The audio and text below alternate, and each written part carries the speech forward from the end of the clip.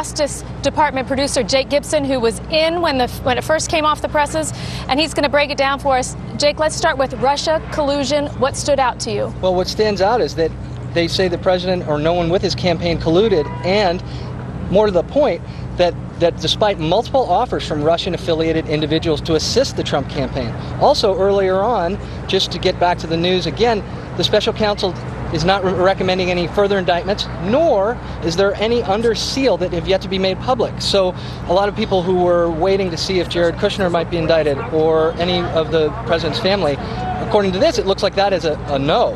And then the second part is... Well, first, on collusion, it was very clear on that. Collusion, no collusion found by this investigation. It says it multiple times. The investigation did not establish that members of the Trump campaign conspired or coordinated with the Russian government in its election interference activities, several times in that section. All right, let's move on to obstruction of justice. What stood out to you about that? This is interesting because the special counsel states that, quote, while this report does not conclude that the president committed a crime, it also does not exonerate him. However, later, the Attorney General and the Deputy Attorney General said that after reviewing the findings, that they've concluded the evidence developed during the investigation is not sufficient to establish that the president committed an obstruction of justice offense. So Robert Mueller sort of left it up to them, and they looked through the report and believed that there was no obstruction of justice. They say that there's not enough for there to be that type of offense. Okay, and now, so as you read this again and again, what does this mean for the president in your view?